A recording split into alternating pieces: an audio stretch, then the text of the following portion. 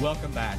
I know you'll recognize our next guest by not only her many appearances on our show, but also because of her recent bid for District 20 Democratic Committeewoman and her continued support and advocacy for our community. Please join me with a warm welcome to Tennessee Transgender Political Coalition lobbyist, Marisa Richmond. Hi, Marisa. Welcome to see you again. Good to see you again. Now, your recent bid for District 20 Democratic Committeewoman ended with just a narrow defeat. Sorry to hear that. I voted for you, if I can say that out loud. Thank you. What was that experience like as a candidate, though, and if I may ask, as a trans woman? Well, first off, the trans issue never really came up, except for those people who said they just liked the things that I fought for. Sure. And they appreciated my energy and commitment and vision in the past. And the fact that I talked about human rights in general, and I was always specific to include LGBT rights, as well as women's rights, worker rights, immigrant rights, and so on and so forth. It was a fun experience. I've been involved in lots of campaigns for literally 40 years. Yeah.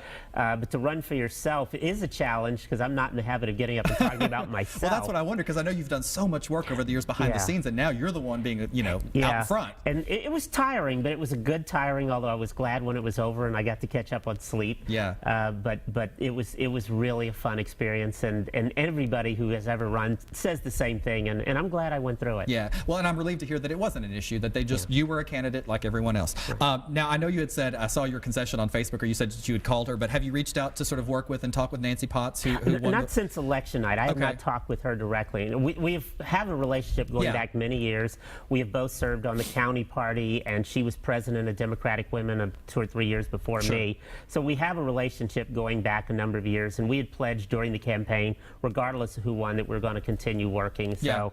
And I told her I'm here to help in whatever way I can. Well, nobody wants to pass up a good and eager volunteer. I mean, especially one like yourself. Now, also on that same ballot, we were asked to either retain or replace some local judges. I know that was sort of a big thing that was going on for a while, and we did retain. Everyone was retained. Why was that of such importance to our community to retain those judges? Because I know you had sent out some information about that early on, letting people know to go vote. Well, it was 22 judges total all across the state. The state Supreme Court, the state Court of Appeals, and the state Court of Criminal Appeals.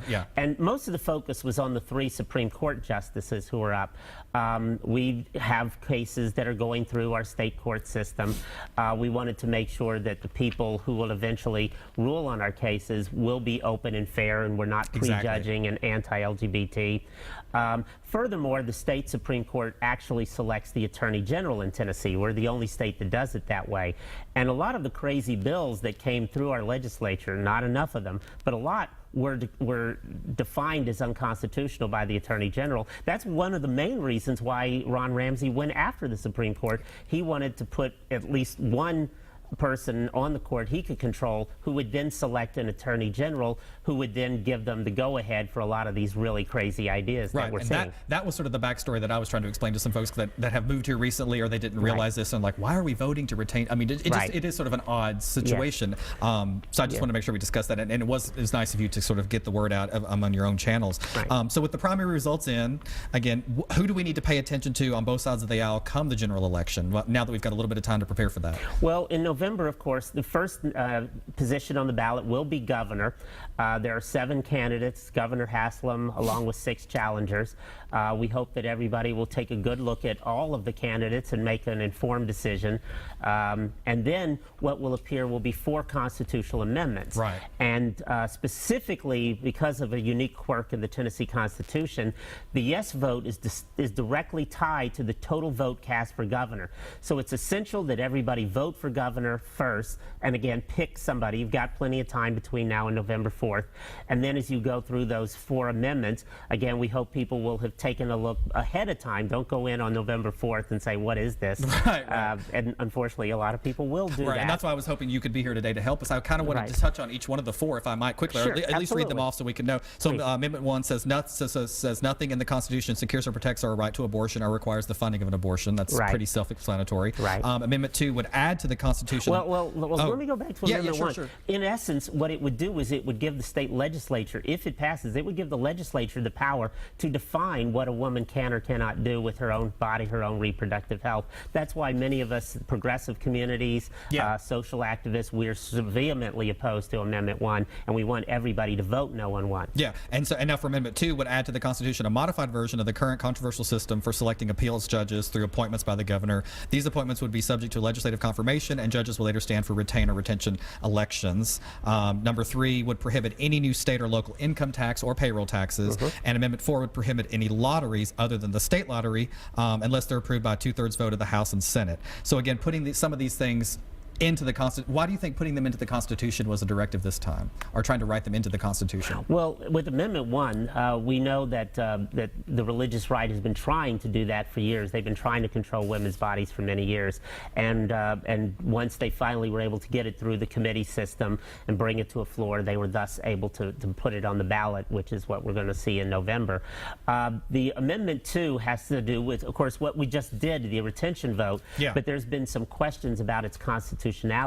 So what this does is it writes that specific language into the Constitution. Some people are annoyed with the fact that it now includes the legislators in that confirmation process, which is not currently the system, but the potential option, if this fails, is a full-scale partisan vote for these judges, which, in my opinion, would actually be a lot worse. Amendment 3 on the income tax. Currently, our tax structure is very limited. We currently have the highest sales tax of any state in the entire country.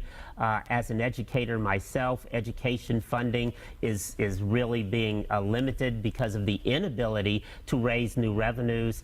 And so I think Amendment 3 is a bad one, and I'm encouraging people to vote no. Amendment 4, I have no particularly dog in that fight. I'm telling people to just vote your conscience on that one. But again, all 4 of these are going to be tied to the numbers, to the people who vote for governor. So the way it works, it's a sliding scale. So the higher the total vote for governor, the higher the threshold the yes vote must get. The yes vote must still outpoll the no vote, but it is possible if the yes vote doesn't reach 50% of that total vote cast for governor, it could fail even if there are more yes votes than no votes. Right, and there was a recent article in the Tennessean that quoted you as well, but it was sort of aimed at Democrats by saying, you know, even if you feel like this candidate isn't someone you want to vote for, please go vote anyway. Right. I mean, just pick someone and go vote, otherwise your vote on the amendments will not carry the same weight. Correct. Which, again, I wanted to make sure people understood that. Pick someone, regardless of your affiliation, and vote for them before you vote for these amendments. Sure. So what's sort of next for you? Will we be seeing your name on any future ballots? Not Are you ready to announce not today? in the short term. We've got these amendments. We've got state legislative races still. Bo Mitchell, Darren Jernigan, Jeff Yarborough won primaries, Jason Powell. They've all got right-wing opposition. And so I'm probably going to be engaged this fall in one or more of these campaigns. Of course, next year we got mayor, council, and I'm looking around for good candidates that I can get out and actively support. Well, and you're leading into my last question here, because we've got about 30 seconds or so left. Obviously, an informed public, and again, you're here for this, is crucial to civilization. I mean, we need to know who to vote for, regardless of party. Where do you go, and where do you recommend people go to get that research, to look these candidates up? Well, for starters, with the internet, it's very easy. Almost everybody has a website and/or Facebook page. I'd start with that. Look at their schedules, and then get out and meet these people. There's, you know, some are just basic meet and greets or community picnics. Get out and meet these people, shake their hands, look them in the eye, ask them whatever questions matter to you. That's what I do. Great. Thank you so much. We're just about out of time. I'm going to have to lead us out. But thank you, Marisa. We'll have you back to for an analysis of the results once they're in. Thank you very much. And that's all the time we have for tonight. Thank you very much. We'll see you next time.